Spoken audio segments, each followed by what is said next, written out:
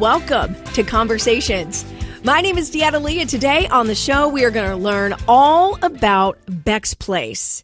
We have Melanie Ryan. She's the founder and board president. And I know you're in the community doing a lot of great work, Melanie, but we thank you for taking time out to talk to us today.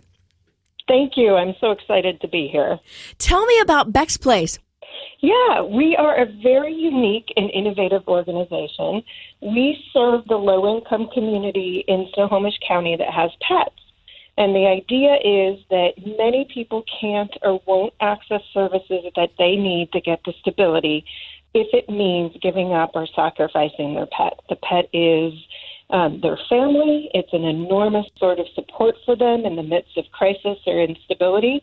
And many partners that work in social services have struggled to meet the needs of these families. And we are a niche organization that looks at both people and pets and serves them holistically.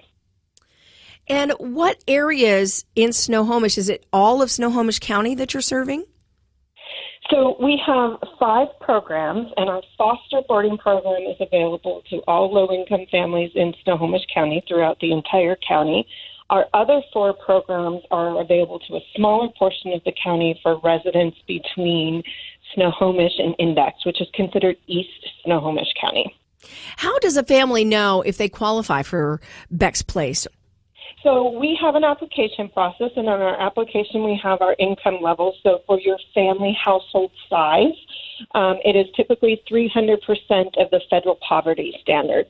Our typical family is a household of 3 persons and 2 pets with an average annual income of just under $16,000, which is very low income. It's actually below the federal poverty threshold, and it is well below what would be considered a living wage in our county, which is $63,000. So as you can see, $16,000 is well below that. Why is it so important to recognize a pet as a part of your family, Melanie? Yeah, that's a great question. And we get that a lot. And a lot of times when people say, well, if you can't financially take care of yourself, why would you have a pet? And there's many reasons for that, and a lot of it depends on the demographic we serve as well. So, for example, seniors. Many seniors, in fact, the single biggest call we get of people falling into homelessness are seniors. For many, and particularly women, who spent much of their lives taking, maybe care of their children and not in the workforce, they're getting $800, maybe $1,000 a month in Social Security. And when seniors, as they age, their mobility is limited. They don't get out in the community as much. Perhaps maybe their spouse has passed away. Maybe they didn't have children or their children have moved elsewhere. So that pet really is their primary source of socialization, of comfort, of care, of family. And we have had multiple instances where seniors who have refused medical care. We had a call from the community resource paramedic with asking us for help because there was a woman that had fallen multiple times. They kept coming out there, and she just would not get help, and she was very ill because she didn't have any place to put her pets. And she said very candidly, I would rather not be alive than come home and not have my family. That's a good example. Domestic violence victims, up to 70% of domestic violence victims who have pets report their abuser harmed, threatened, or killed their animal. And somewhere between 25 to 40% will delay leaving the situation because they fear for the safety of their animal, that their abuser will retaliate. And the flip side of that is that animal, they are so isolated and they are so desperate. And that animal, is something that is so important for them to be able to be, have some sort of stability and some sort of something to care for and protect themselves. The largest segment we see, 42% of the people who come in our foster boarding program are for housing or homelessness issues. And after that, about 22% is substance abuse. And we've worked with a lot of clients who, many who are on the streets, that many agencies have tried to help and they won't go because of their pet. It's the one thing they're responsible for, they're caring for. Again, it's everyone at this point, they've burned all their bridges, and it's the one relationship they have. So the common theme for everyone is really, it's their family. We're talking with Melanie Ryan today on Conversations. She is the founder and board president of Becks Place. And if someone is just joining us today, can you tell us again, what is your mission statement? Yeah, our actual mission statement is to build a community for people and their pets. And we really serve families who are in crisis or have some sort of insecurity or instability, and we serve them holistically, recognizing that their family includes both people and pets, and we provide services for both. And also at Becks Place, this is the main thing that you do, but you have a lot of other services as well, Melanie. Will you tell us about those, please? Yeah, so the main thing, as you mentioned, is our foster boarding program, and that's where we'll care for a pet temporarily while their families access services that they need to get stable. We reunite 84% of those pets with their family, which means their family has gotten to a point of stability where they're able to be back together.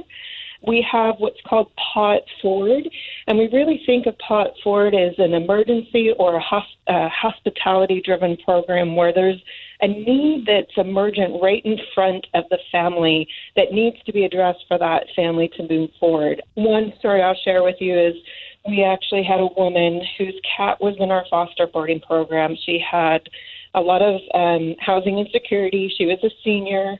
She rented a room in a house. That person wanted their room back. They no longer wanted to rent it back, and many of our families get stuck where they could afford that monthly rent, but to be able to pay first, loss, and deposit and start over is very difficult. So she had finally gotten to this place where she was able to do that, and a couple of days before she was going to move in, her car tires got slashed. So our community, we called Paw It Forward, and they donated. We had a local business, Roots Landscaping, who used their trailer to tow her car, and we had members of our community pay for her tires, so she didn't have to choose between transportation or housing. So Paw It Forward is really about that. We provided 187 nights in a motel for stabilization and emergency needs with our Paw It Forward program, and so it really is about being a good neighbor and being a support system for our families. Of course, we have to take care of the pets, so we provide veterinary services. We provide both wellness care with our Pay What You Can clinics. This is things like vaccinations. We did 721 vaccines last year through our Pay What You Can wellness clinics. And this is really important because it's not just about keeping the pet it's not just about keeping the pet healthy and well, which is important, but it's also, this is often a requirement for housing programs. So it really is another way to help keep families stable and secure. We also provide a full-service veterinary credit. Once a year, we can offer you a small credit towards your full-service bills. We have our food and supply bank for both humans and pets to help them with their basic needs. And we have what we call our Community Action Project, which Community Action Project, or CAP. The community is very important to us. And really, you'll hear us talk a lot about being better together when we can combine our time, strengths, talents, and resources to be together. And so we hold days where we bring our food and supply bank, and we bring our services, and we serve a meal, and we have fun and games. And it's a way for us to really come together as a community and to take care of each other and have a good time and build relationships. Because at the core, really, building relationships is what we believe, and being better together is what we believe is the foundation of creating the community we all want to live in. Now, you guys are going through an apprenticeship kind of reformation and expansion. Can you tell us about that? Yeah, we're really excited. Maddie's Fund, which is a well-known national organization, offers apprenticeships in various animal-related areas, and we applied for one that's very specifically related to foster programs, and they're very interested in programs that are about keeping families together. And so we were awarded one of those apprenticeships, so I am actually leaving to attend that in Charleston, South Carolina. And we're really excited because our foster boarding program is really the core signature service that we have. And we are really looking to expand that. We always have a waiting list. It's in high demand, for the reasons we talked about, housing and substance abuse and medical and domestic violence, all of those. This is a real key component to helping families get to stability. And so we're really excited about learning from them about ways we can strengthen and build this program. And it's really where the focus and our efforts are, and really where we're looking to the community to help us support and grow so that we can serve more families. So if someone is listening today to Conversations, we want to let them know that you are hearing the founder and board president, Melanie Ryan of Becks Place. And what if they're thinking, gosh, Melanie, I'd really like to help. How do they donate? Where do they go? You can donate to us through our website at becksplace.org, and that's BECKS place.org. You are always welcome to contact us by phone, 425-419-8992. We're also on Facebook at Becks Place. Any of those ways would be phenomenal, and we would, certainly appreciate your help.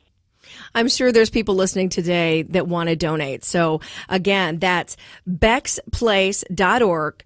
BECKSplace.org. And then you can also find them on Facebook at Becks Place. And then would you give the phone number one more time for us, please, Melanie? Yes, 425-419-8992. We know that you're a busy lady. It sounds like you're always working for your community and doing wonderful things to help bring people together. And we thank you for taking time to tell us all about Becks Place today. Thank you so much for having us. We really enjoy talking with you and sharing with our community, and we appreciate the support. That's Melanie Ryan, founder and board president of Becks Place. You can reach them, becksplace.org. I'm Deanna Lee, and this is Conversations.